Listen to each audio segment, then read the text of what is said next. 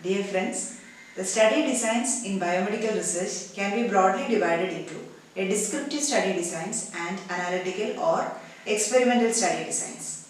So if you come across any doubt in deciding the type of study design, just ask these questions. Did the investigator assign exposure? In the study population, is the investigator assigning any exposures or doing any interventions to the study population? If the answer is yes, then it becomes an experimental study design. Okay. And if the answer is no, then it becomes an observational. That is, the investigator is just observing the population. He is not putting any interventions from his side. The answer is no, it is an observational study design. Then in the experimental study design, is there a random allocation? Is the interventions given by the investigator is allotted for a particular population in a random manner?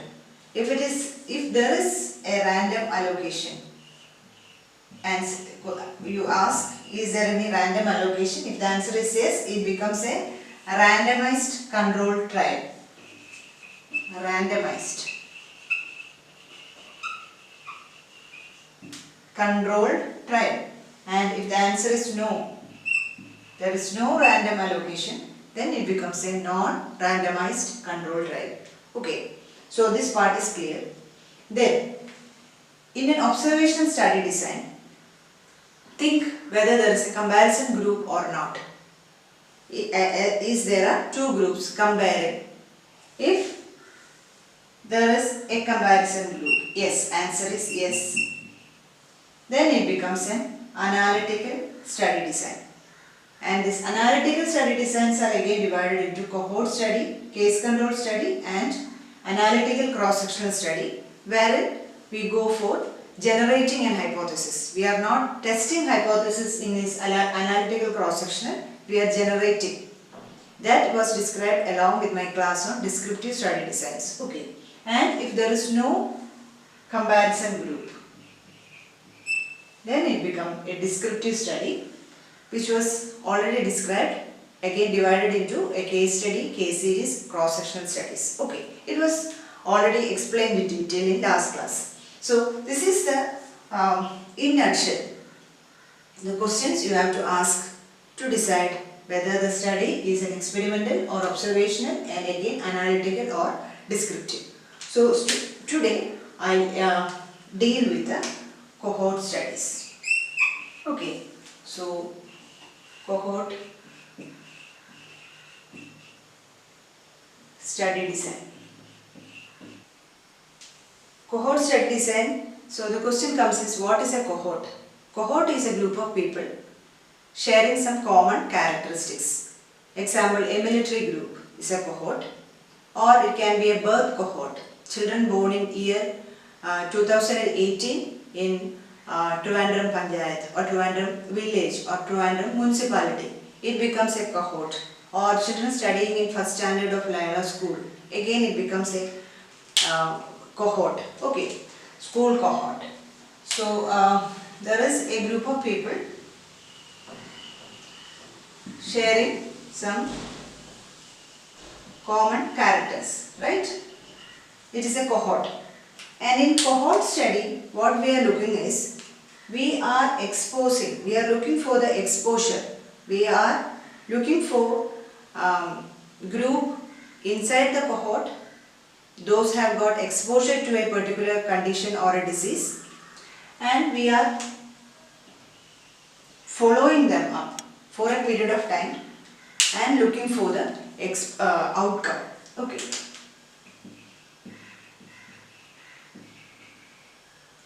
So we are looking into this cohort. At a particular time they had an exposure.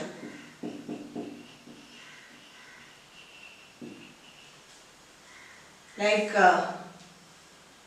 we are looking to a cohort of adolescent boys in class of 12th standard.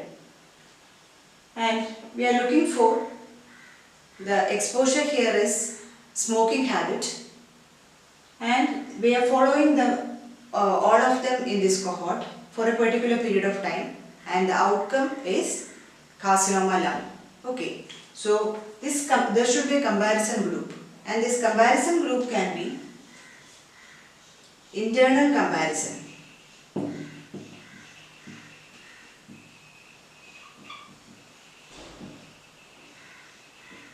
What is that? In this, there are it's a cohort of 10 students. 1, 2, 3, 4, 5, 6, 7, 8, 9, 10. Okay, it's a cohort of 10 students. We are looking into example. 10 students in the class of 12. We are looking for the exposure is smoking. We are looking for the habit of smoking and following them up for a long period for development of CLM. Okay, so in this,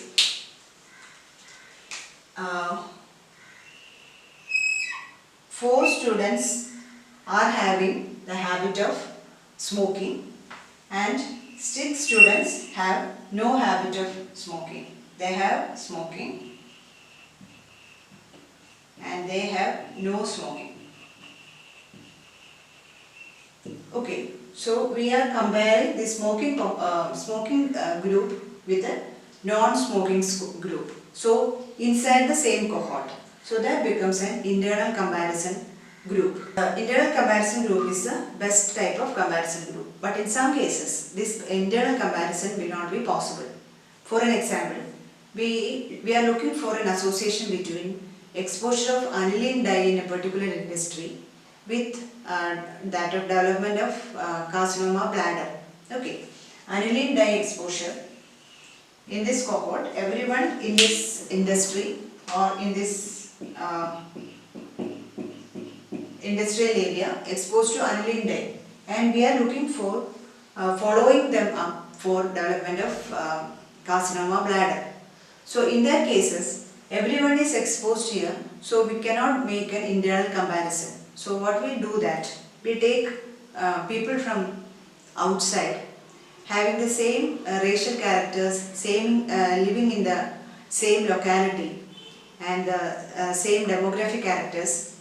We match everything except for exposure to aniline dye. Okay, so that becomes an external comparison.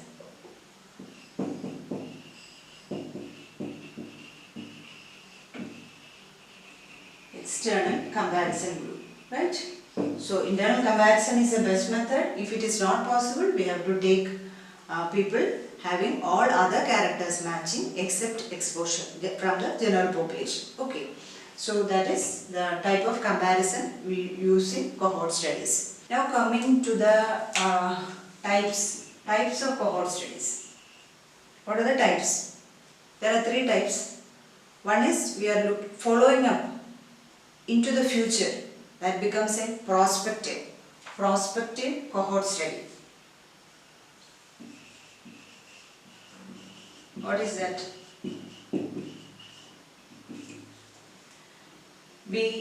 Study starts in a particular cohort, and after starting of the study, we had an exposure. For example, I will tell you with an example. This is a cohort of boys of 12th standard. Nobody started smoking at that time. Then at a particular time they had an exposure. 4 of them, 10 out of 10 students, 4 or 5 students had started smoking habit, and we are following them up in time into future and looking for development of carcinoma lung. Okay, so that is a prospective study. The oldest and the typical example and the oldest cohort study of prospective cohort study is Framingham's heart study.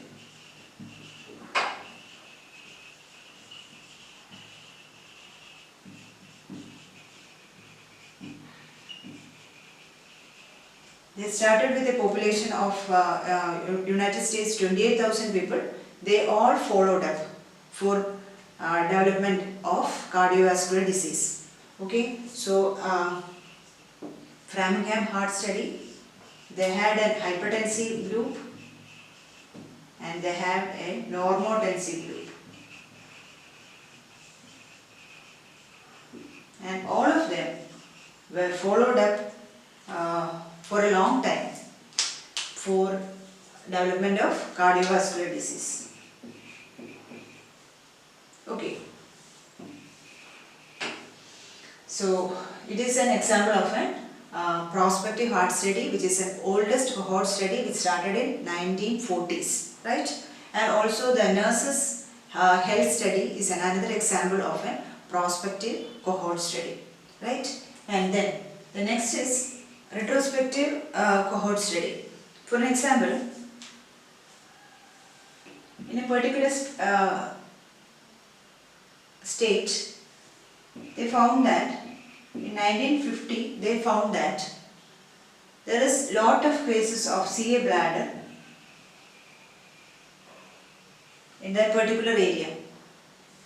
So they started, epidemiologists started investigating, and they found that in years back, in 1920, there was an aniline industry. Aniline dye industry was there, and the employees in that aniline dye industry is getting more of carcinoma bladder. Okay, so here came the outcome, and they started study here and came back to find out exposure. Okay, from outcome came back to, from 1950s they came backwards up to 1920 for the aniline dye industry to find out the exposure for this possible outcome. So they are going to the past in time. So that become a retrospective study design. Okay, you got it? Right. Then the third type is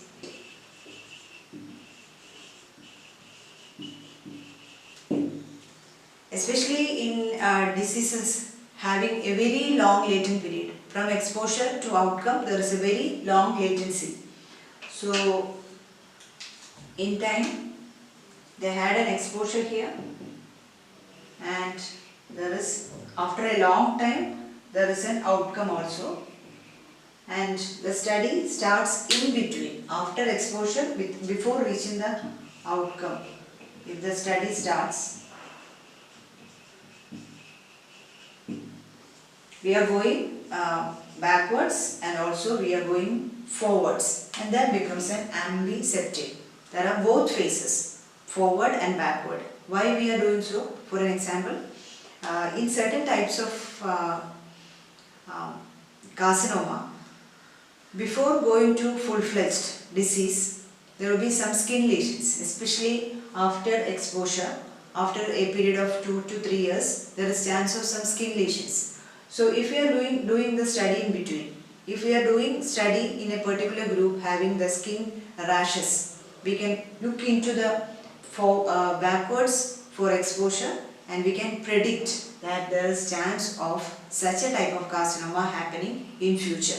So that is the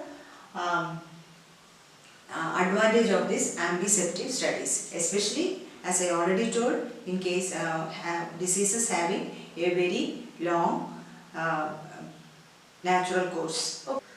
And this cohort can be divided into two types. One is a closed cohort or a fixed cohort.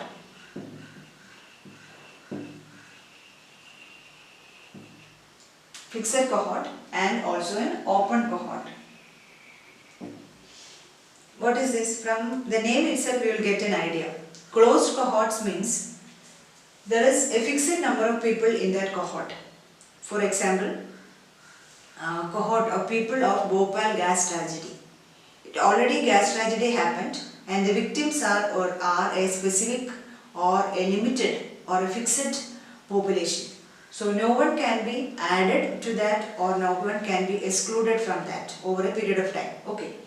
And what happened to them? Over a period of time, there can be death can happen, or they can be lost to follow. If there is a death, that patient or that case is excluded from this cohort. Okay. So death or loss to follow. All these are excluded from this cohort. So what happens? So over a period of time, the number of this cohort reduces. Cohort becomes small in size. Okay. So example is people of Bhopal gas tragedy and also the victims of atomic bomb blasting in Hiroshima and Nagasaki during Second World War. All these are an example of a closed or a fixed cohort. And open cohort, it is open to all. Anyone can enter into the study or anyone can leave the study. Example is in Framingham's heart study. The study continues at any point of time. People can enter or people can go. Okay, so the size of the cohort will never reduce in such cases. It will go on increasing or it will become a static mode. Okay, so that is two types of cohort, closed cohort and also open cohort. What are the elements? There are 4 elements. First we have to select a cohort, isn't it? So one is selection of cohort.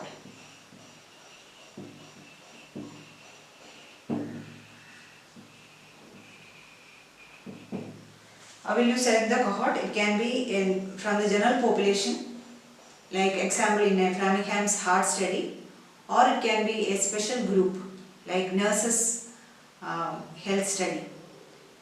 Okay, so either it can be from the general population or it can be special groups, right, or doctors, nurses, etc.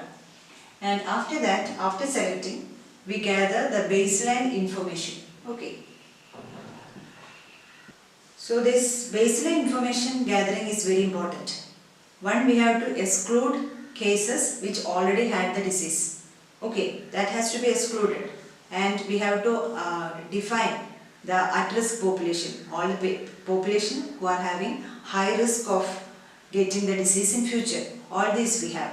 So we have to do a thorough examination of the patient, and then all the baseline characters can be either we can take from the hospital records, or we can do personal interviews, or we can do an mailed questionnaire.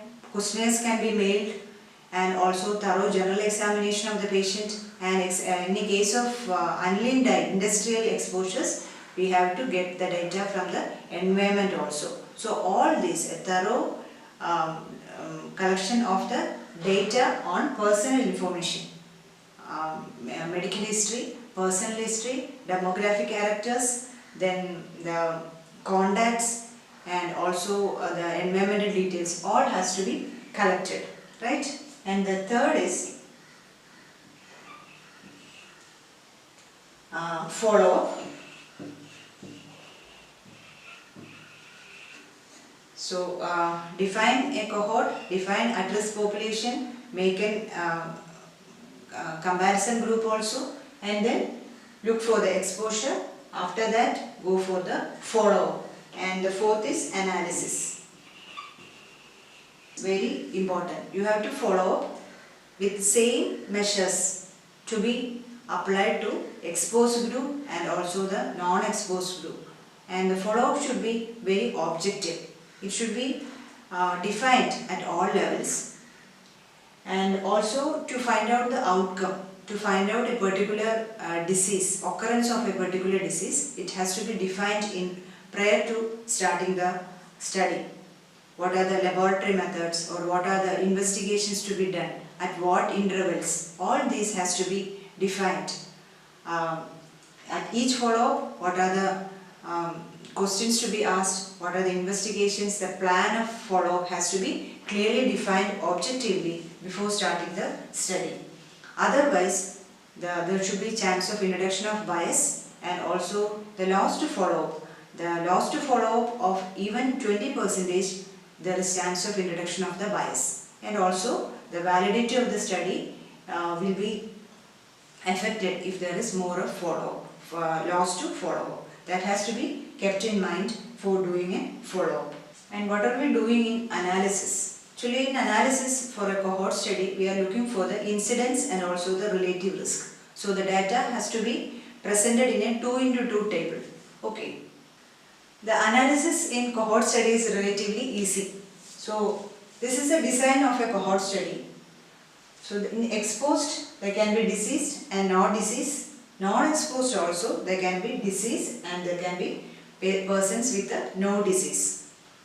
So this is incidence in exposed group and this is the incidence of disease in the non-exposed group. Okay. So we are looking for the relative risk in case of a cohort study.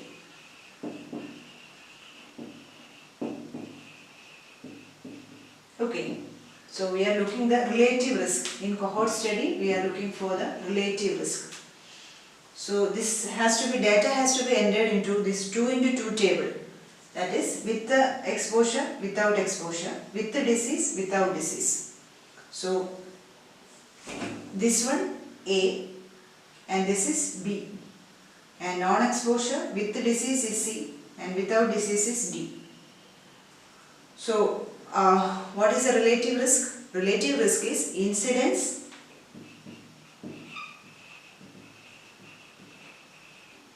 in exposed. What is that? It is A divided by A plus B. Disease in exposed divided by incidence in non-exposed.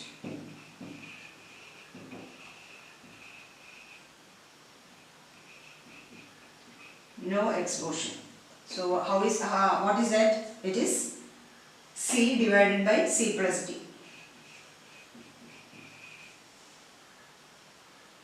Hope you got it. Okay.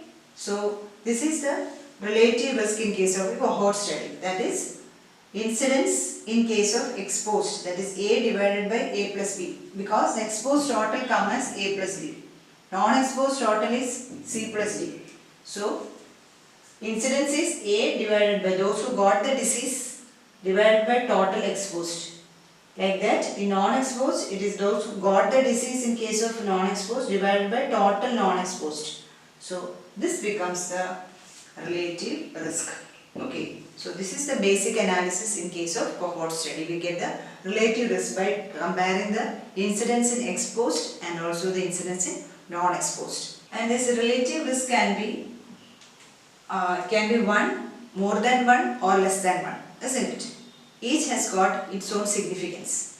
If the relative risk is 1, what is the inference? The incidence in exposed and incidence in non-exposed are the same, isn't it? So you can conclude that this exposure is not associated with the disease. There is no association between exposure and outcome or the exposure and the disease. That is RR1. If RR or relative risk is more than 1, what is it? Inference. The incidence in exposed is more than incidence in non-exposed, isn't it? So that means there is a positive association between exposure and outcome. Exposure and the disease is positively associated. Okay. And if the relative risk is less than 1, so the incidence in non-exposed is more. That means this exposure and the outcome are negatively associated. Okay. So the incidence in if the relative risk is less than 1, that means the exposure and the disease is negatively associated. So this is the analysis, basic analysis in case of a cohort study. Now what are the strengths of this cohort study? One is that you can calculate the incidence because you are not including the disease person. If the outcome has already occurred, we are not including them in the cohort. So one is we can find out the incidence. Okay. Advantage. Incidence can be calculated. What is second one? You can definitely tell that the exposure has occurred before outcome because you are looking after the exposure, you are following up the patient till the outcome. So you can very well tell that there is you can clarify the temporal sequence of events. Okay. So the temporal sequence can be clarity of temporal sequence. That is, you can very well tell that the exposure has occurred before the outcome. Okay. And third, at the time of recruitment, you don't know whether the patient is going to develop the disease or it's not going to develop the disease at the time of because the outcome has not occurred at the time of selection. So there is less chance of a selection bias, reduced selection bias. You have no idea of whether this person A will get the disease or not. So that is another advantage. And also, like that, multiple outcome from a single exposure, multiple outcomes can be studied. So multiple outcome. So this cohort study is very good for studying rare diseases or rare exposures. Okay, so all these are the advantages of a cohort study. That is, incidence is studied. You can very well clarify the temporal sequence of disease, reduce selection bias, multiple outcomes from a single exposure can be studied, and also rare exposure, outcome of rare exposures can also be studied. All these are the advantages. Cohort study has got so many disadvantages also, because it takes a very long follow-up, and also a large group of persons, individuals has to be studied for a very long period of time. This cohort study is very expensive and also it is very time consuming. Okay, so expensive and time consuming, and also during this long follow-up period there is chance of a differential loss to follow-up, because sometimes the patient will not respond to your phone calls, will not come to the follow-up, and also there is loss to follow-up, death, etc., which is not known to the investigator at a time. So all these differential losses can happen, and that will lead to chance of introduction of bias also. So all these and also the rare diseases. For rare diseases it is very difficult to do a cohort study. So these are the disadvantages. So to summarize, the cohort studies are a type of analytical study design. There is a comparison group, which can be an internal comparison group or an external comparison group, and can be a prospective cohort study. That is, after defining the cohort, we are looking for the exposure and then following up towards the disease or the outcome. Prospective, going forwards, or it can be retrospective. From the outcome we are going backwards up to the exposure, or it can be an ambiseptic. The study begins from middle, after exposure but before outcome. So we are going backwards to find out the exposure, and also we are going forwards to look into the outcome. So that is ambiseptic. And it can be, the cohort can be a closed or a fixed cohort like in a Bhopal gas tragedy, or it can be an open cohort as in a Framingham's heart study. And this Framingham's heart study is the oldest cohort study, which started from 1940s. And the elements of cohort studies are, first is defining the study population, then looking for the gathering the baseline information of the cohorts. After that you are following up and also analysis, and here we are looking for the incidence in exposed and incidence in not exposed, and that is coined in terms of relative risk. So we are expressing the cohort study analysis as in terms of a relative risk, and these are the advantages and also these are the disadvantages. Thank you.